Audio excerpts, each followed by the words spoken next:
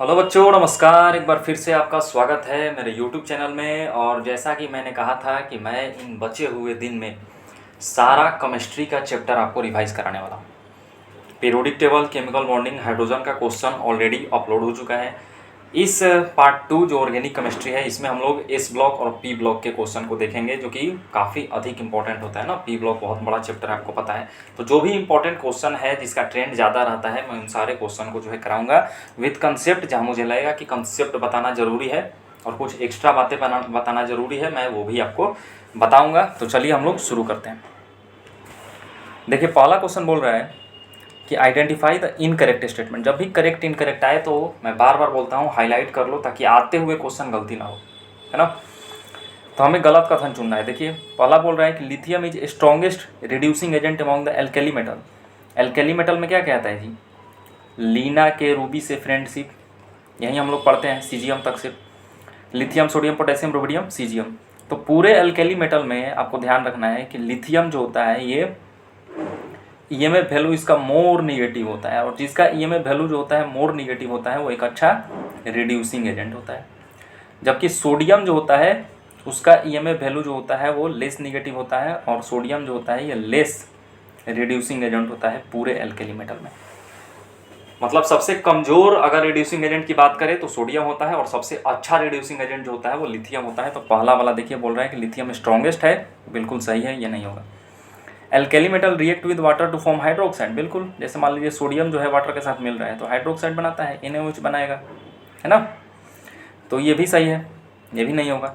दूसरा देखिए, बोल रहा है कि ऑक्सीडेशन नंबर जो है पोटेशियम का KO2 में +4 है जी। पोटेशियम का ऑक्सीडेशन स्टेट +4 बोल रहा है, नहीं। जितने भी एल्केली मेटल है, आंख बंद करके आपको ध्यान रखना है कि ऑलवेज, हमेशा जो होता है इनका ऑक्सीडेशन स्टेट क्या होता है? +1। एक अल्कलाइन अर्थ मेटल पढ़ते हैं जो सेकंड ग्रुप वाला है ना, बेटा मांगे कार सुंदर बापरा जी, उसमें हमेशा ऑक्सीडेशन स्टेट जो है, जो मेटल है उनका +2 होता है। तो ये भी नहीं होगा, है ना। ये जो आप देख रहे हैं KO2, इसको बोलते हैं पोटेशियम परऑक्साइड। देखिए, हम इसको भी थोड़ा सा आपको बताते हैं।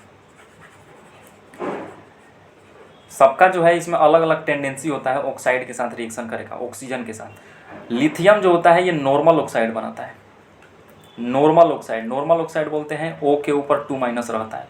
सोडियम के पास टेंडेंसी होता है कि ये परऑक्साइड बनाता है। परऑक्साइड जनरली परऑक्साइड बनाता है, ऑक्साइड भी बना सकता है, सुपर ऑक्साइड भी बना सकता है। परऑक्साइड को बोलते हैं O2 के ऊपर 2- रहेगा। और ये जो हेवियर मेंबर आप देख रहे हैं, पोटेशियम, रुबिडियम, सीजियम, ये सब बनाता है सुपर ऑक्साइड। सुपर ऑक्साइड बोलते हैं O2 के ऊपर अगर सिंगल नेगेटिव हो। तो पोटेशियम के ऊपर +1, पोटेशियम क्या बनाता है जी? Super oxide. सुपर ऑक्साइड के ऊपर क्या होता है? O2 के ऊपर माइनस, तो प्लस माइनस कट गया, दोनों का आप मिला दीजिए तो क्या बन जाएगा? KO2, है ना। तो इसमें बोल रहा है कि क्या पोटेशियम +4 में है? नहीं, +4 में थोड़ी है जी। यहाँ पर हर जगह पोटेशियम क्या होगा? +1। तो यही वाला गलत है, करेक्ट ऑप्शन C हो जाएगा।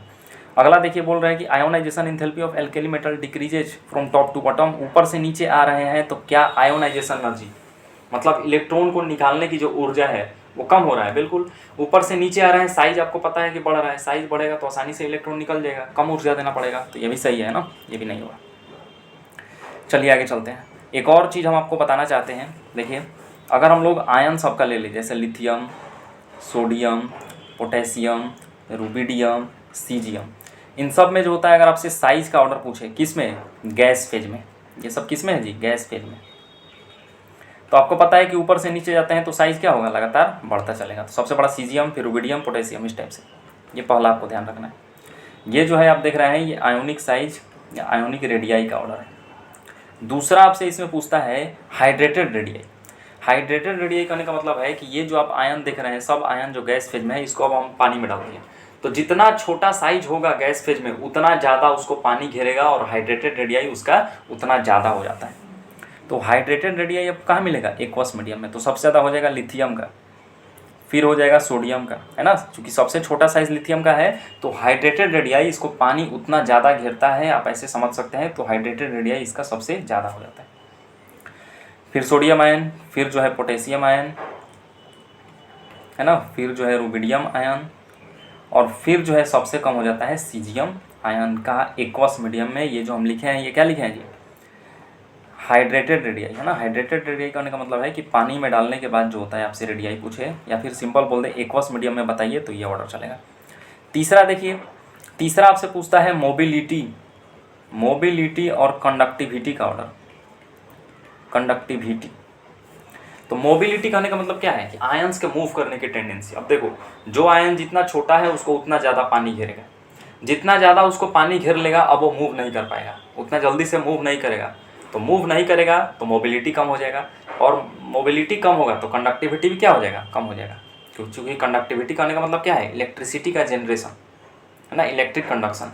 तो जो आयन जितना ज़्यादा मूव करेगा उतना अच्छा जो है इलेक्ट्रिसिटी को कंडक्ट करेगा, है ना। तो इसलिए अगर मोबिलिटी कंडक्टिविटी का ऑर्डर देखें तो सेम जो आयोनिक रेडियाई का ऑर्डर लिखे हैं सेम यही वाला हो जाएगा ना। लिथियम, ये सब भी एक्वस में मिलेगा। उसके बाद जो होता है सोडियम, उससे ज़्यादा हो जाएगा पोटेशियम का, उससे ज़्यादा हो जाएगा रुबिडियम का, और सबसे ज़्यादा हो जाएगा सीजियम का। इसका मतलब कि हर चीज़ का ऑर्डर जो होता है वो सेम ही रहता है। जैसे आयोनिक रेडियाई है, मोबिलिटी है, कंडक्टिविटी, ऑर्डर रिवर्स कहाँ होता है, सिर्फ और सिर्फ हाइड्रेटेड रेडियाई में। मोस्ट इंपॉर्टेंट है, कई बार क्वेश्चन पूछा गया है हाइड्रेटेड रेडियाई से, तो इसको आपको ध्यान रखना है। हम यहाँ पर स्टार लगाए थे, है ना। आई होप आप समझ गए होंगे। चलिए आगे चलते हैं। अगला क्वेश्चन बोल रहा है कि which of the following alkali metal chloride form its dihydrated salt ना, MCl.2H2O। कौन जो है वो MCl.2H2O टाइप का जो होता है डाईहाइड्रेटेड साल्ट जो होता है वो आसानी से बनाएगा। तो ध्यान रखिए, पूरे एल्कली मेटल में लिथियम का साइज जो होता है, हम लोग देखें लिथियम कहाँ आता है, टॉप में। तो स्मॉल साइज होने की वजह से और हाई पोलराइजिंग पावर होने की वजह से लिथियम के पास ही टेंडेंसी होता है कि ये हाइड्रेटेड साल्ट बनाता है, और किसके साथ, क्लोराइड के साथ मिलके। तो लिथियम जो होता है इस टाइप से बनाता है LiCl.2H2O। तो लिथियम के पास ही टेंडेंसी होता है कि इस टाइप का जो होता है MCl.2H2O टाइप का डाईहाइड्रेटेड जो होता है साल्ट बनाता है। क्यों बनाता है, स्मॉल साइज और हाई पोलराइजिंग पावर होने की वजह से। तो करेक्ट ऑप्शन हो जाएगा बी वाला, है ना। अगला क्वेश्चन बोल रहा है कि among the following alkaline earth metal halide. Alkaline earth metal में क्या आता है जी, सेकेंड ग्रुप का बात कर रहे हैं। बेटा, मांगे, कार, सुंदर, बाप, यहीं तक पढ़ते हैं हम लोग। Beryllium, magnesium, calcium, strontium, barium. तो इन सब में बोल रहा है कि one which is covalent and soluble in organic solvent. देखिए, जो मॉलिक्यूल जितना ज़्यादा कोवलेंट होगा वो उतना अच्छा जो होता है ऑर्गेनिक सॉल्वेंट में घुलेगा, है ना। तो आपसे पूछ रहा है कि कोवलेंट मॉलिक्यूल बताइए सबसे ज़्यादा कौन होगा। Beryllium chloride, calcium chloride, strontium chloride और मैग्नीशियम क्लोराइड। तो जब भी कोवलेंट मॉलिक्यूल आपसे पूछे या आयोनिक पूछे तो वहाँ पर जो होता है एक ही नियम काम करता है, वो है फजान्स रूल। फजान्स रूल कहता है, ये कोवलेंट मॉलिक्यूल के बारे में बताता है कि कटायन जो होना चाहिए स्मॉल होना चाहिए, कटायन जिस पर पॉजिटिव चार्ज होता है ना, और एनायन जो होना चाहिए जिस पर निगेटिव चार्ज होना चाहिए वो लार्ज होना चाहिए। अगर ऐसा होगा तो फॉर्म बेटर कोवलेंट मॉलिक्यूल्स या कोवलेंट कंपाउंड आप बोल सकते हैं। अच्छा जो होता है वो कोवलेंट कंपाउंड बनाता है, ये फजान्स रूल कहता है। समझ गए। तो देखो, बेरिलियम क्लोराइड सब में जो होता है क्लोराइड कॉमन है, जो भी कॉमन रहता है उसको आप निकाल दीजिए, उसको आप देखिए ही नहीं, क्योंकि सब में वो कॉमन है तो उससे हम लोग डिसाइड नहीं कर सकते हैं। तो एनायन क्या मिला हमें, जो एनायन है चूँकि Cl क्या है जी, उस पर निगेटिव चार्ज है, तो एनायन मिल गया हमें कॉमन। अब क्या देखना है, कटायन को देखना है। कैसा कटायन ढूंढना है जी, कोवलेंट कैरेक्टर के लिए छोटा कटायन। तो सबसे छोटा कटायन कौन होगा, जो ऊपर में आता है ना। ये ऊपर से नीचे आते हैं तो साइज़ बढ़ता है, तो जो सबसे टॉप में है उसी का साइज़ क्या होगा, सबसे छोटा। और जितना छोटा साइज होगा कटायन का उतना अच्छा जो होता है वो कोवलेंट मॉलिक्यूल होगा। तो करेक्ट ऑप्शन आपका पहला ही वाला हो जाएगा ना, बेरिलियम क्लोराइड जो होता है is the better covalent molecule. और कोवलेंट मॉलिक्यूल होने की वजह से जो ऑर्गेनिक सॉल्वेंट है ना उसमें जो है वो अच्छी तरीके से घुल जाए। एक चीज़ और ध्यान रखिएगा, जैसे मान लीजिए NaCl है, MgCl2 है, AlCl3 है, इसमें आपसे बोलेगा कि बताइए कोवलेंट कैरेक्टर क्या होगा।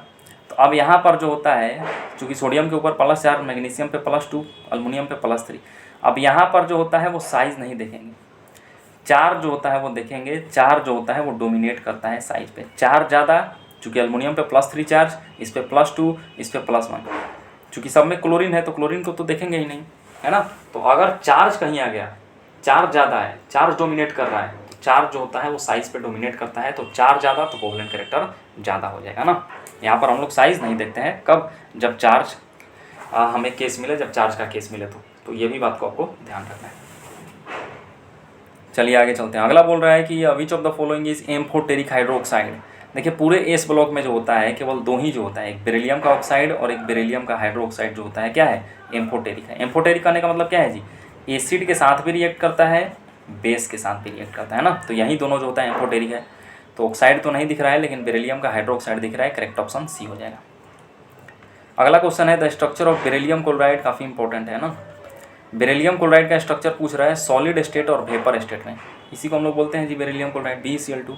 तो BeCl2 का जो होता है दो स्ट्रक्चर होता है, सॉलिड अवस्था में रहेगा तो अलग होगा, भाप अवस्था में रहेगा तो इसका अलग हो जाता है।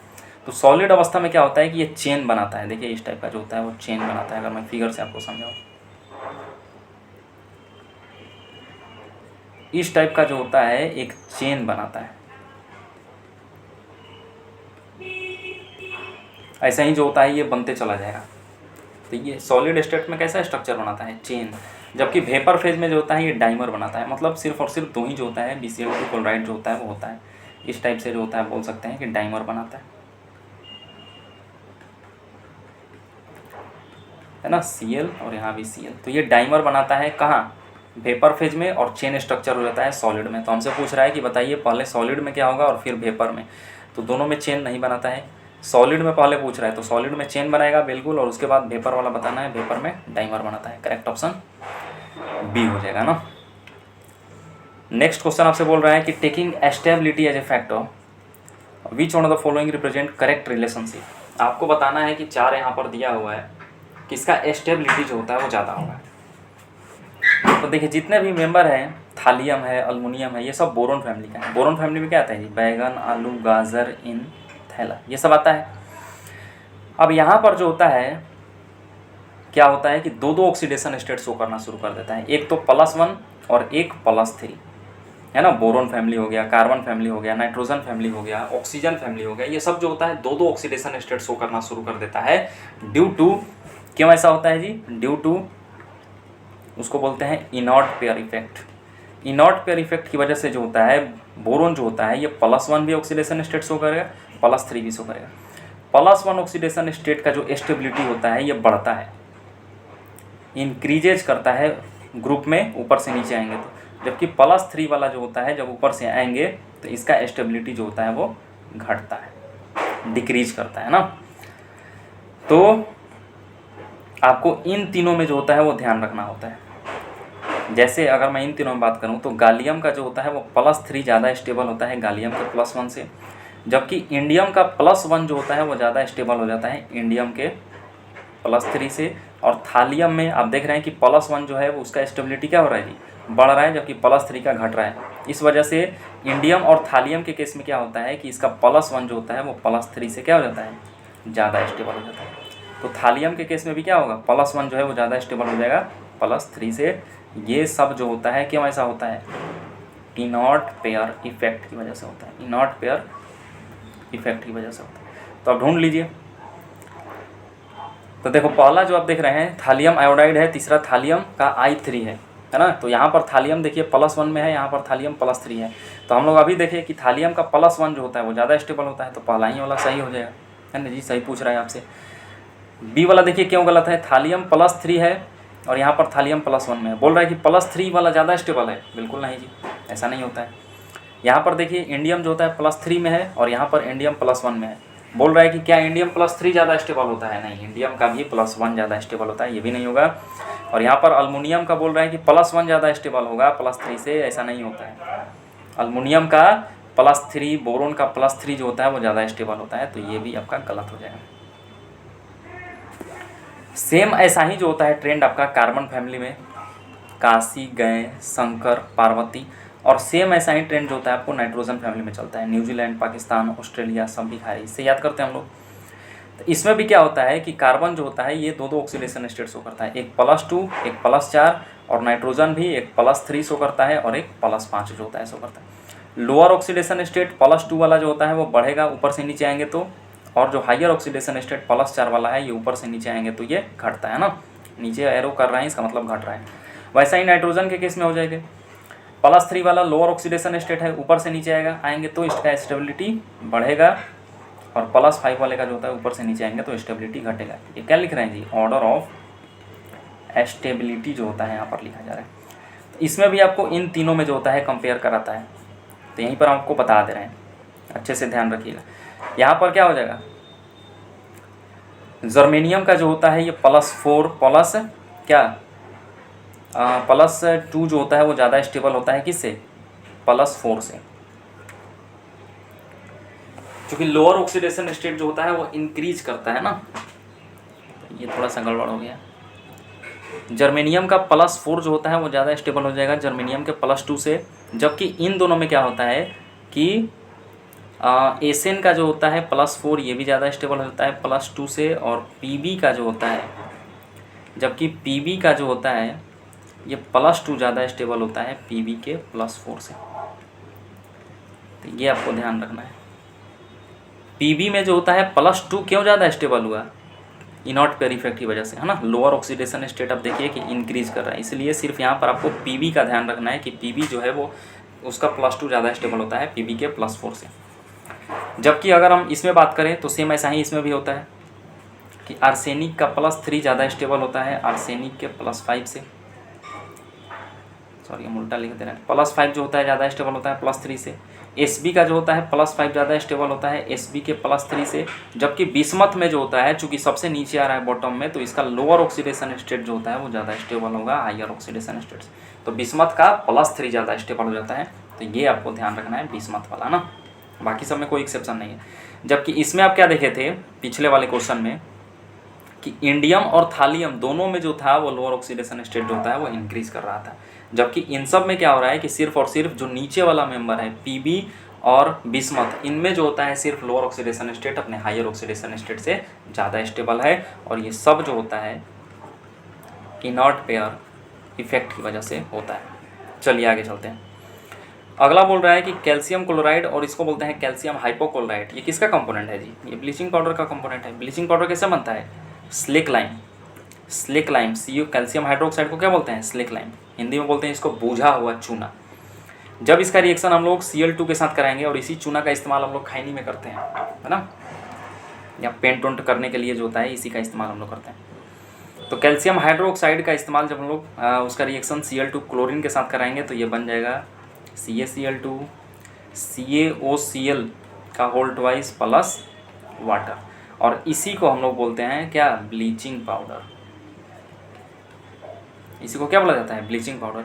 अगर इन सब में से ही पूछे कि बताइए मेनली जो होता है पानी को साफ़ करने का काम, ब्लीचिंग पाउडर करने का मतलब क्या है, पानी को जो होता है वो फिल्टर करता है, तो मेनली जो होता है पानी को साफ़ करने का काम जो होता है यही करता है। इसको क्या नाम बोलते हैं, इसको बोलते हैं कैल्शियम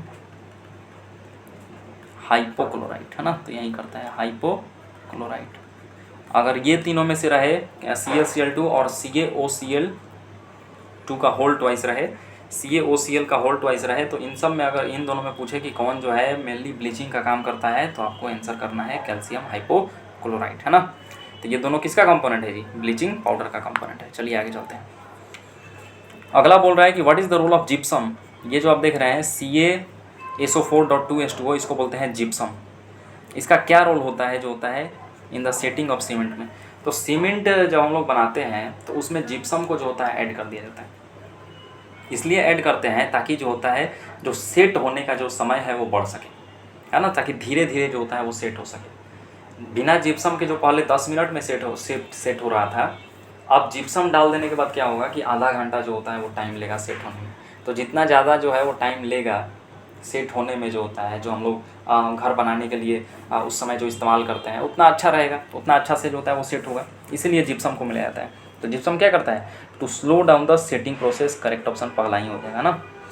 और इसी जिप्सम से CaSO4.2H2O, जिसको जिप्सम बोलते हैं, इसका नाम याद रखिएगा ना, पूछता है डायरेक्ट पूछ देता है कि कौन सा इसमें से जिप्सम है। तो जब इसका 393 केल्विन पे जब हम लोग हीट करते हैं तो इसी से बनता है प्लास्टर ऑफ पेरिस। CaSO4.2H2O को हम लोग बोलते हैं POP, प्लास्टर ऑफ पेरिस। और फिर अगर आप इसका रिएक्शन जो होता है, अब टेम्परेचर जो है, जो पहले आप 393 दिए थे उससे और ज़्यादा टेम्परेचर लीजिएगा, तो जो भी यहाँ पर हाफ मॉलिक्यूल ऑफ वाटर दिख रहा है ये भी निकल जाएगा, तो ये बन जाता है CaSO4। इसको हम लोग बोलते हैं डेड वरंट प्लास्टर के नाम से, है ना। तो आपको तीनों नाम ध्यान रखना है। जिप्सम किसको बोलते हैं, प्लास्टर ऑफ पेरिस किसको बोलते हैं, और डेड बर्न्ट प्लास्टर किसको बोलते हैं। चलिए आगे चलते हैं। तो जो भी कुछ एक्स्ट्रा बातें मुझे लग रहा है कि बता देना चाहिए इस वक्त पे आपका रिवाइज हो जाए, तो वो भी हम आपके लिए बता दे रहे हैं। विच of the following statement is not correct about diborane. Diborane के बारे में तो बताए थे जी, B2H6 को क्या बोलते हैं, डाइबोरेन। इसके बारे में बोल रहे हैं कौन सा नॉट करेक्ट, मतलब गलत है। तो डाइबोरेन इस टाइप से होता है ना। ये जो आप फिगर देख रहे हैं ये क्या है, 2 गो बोरोन है और 6 गो हाइड्रोजन, डाइबोरेन है। तो डाइबोरेन में आप देखिए कि BHB, ये वाला देखिए BHB, इसी को हम लोग बोलते हैं बनाना बॉन्ड, है ना। तो 2 गो बनाना बॉन्ड जो होता है इसी में पाया जाता है। तो 2 जो होता है यहाँ पर क्या होता है, BHB बॉन्ड होता है, इसी को हम लोग बोलते हैं बनाना बॉन्ड, या इसका एक और नाम है 3 सेंटर 2 इलेक्ट्रॉन बॉन्ड। तो 3 सेंटर 2 इलेक्ट्रॉन बॉन्ड या बनाना बॉन्ड की संख्या कितनी होती है, 2 होती है। जबकि 4 जो आप देख रहे हैं टर्मिनल पे BH बॉन्ड, 4 जो होता है यहाँ पर BH बॉन्ड होता है, उसको हम लोग बोलते हैं 2 सेंटर 2 इलेक्ट्रॉन बॉन्ड, है ना। तो इसको आपको ध्यान रखना है। चलिए पढ़ते हैं क्या बोल रहा है कि both the boron atoms are sp2 hybridized. क्या दोनों बोरोन एटम जो होता है वो sp2 हाइब्रिडाइज्ड है, sp2 है जी। आप यहाँ पर सिग्मा बॉन्ड काउंट कीजिए, 4 बॉन्ड जो होता है बोरोन बना रहा है, 1 2 3 4, 4 सिग्मा, 4 सिग्मा के लिए हाइब्रिडाइजेशन sp3 हो जाएगा। यहाँ पर भी क्या है, 4 सिग्मा, 4 सिग्मा के लिए हाइब्रिडाइजेशन sp3 हो जाएगा। तो पहला ही ऑप्शन जो होता है वो गलत हो गया, है ना। पहला ही ऑप्शन जो होता है वो गलत हो गया। हमसे पूछ रहा है कौन सा जो होता है वो नॉट करेक्ट, मतलब गलत है ना, पहला ही हो जाएगा। बाकी सब सही है। देखिए देयर आर 2 गो जो होता है 3 सेंटर 2 इलेक्ट्रॉन बॉन्ड है, इसी को बनाना बॉन्ड बोलते हैं, ये तो सही है, होता है। तीसरा देखिए तो 4 टर्मिनल BH बॉन्ड जो होता है 2 सेंटर 2 इलेक्ट्रॉन बॉन्ड, बिल्कुल ये भी सही है, ये भी नहीं होगा। अगला बोल रहा है कि 4 टर्मिनल BH बॉन्ड जो होता है and 2 boron lie in 1 plane, बिल्कुल ये सारा जो होता है ये एक ही प्लेन में होता है, तो ये भी आपका नहीं है, ये भी सही है। हमसे गलत पूछ रहा था, करेक्ट ऑप्शन पहला हो जाएगा।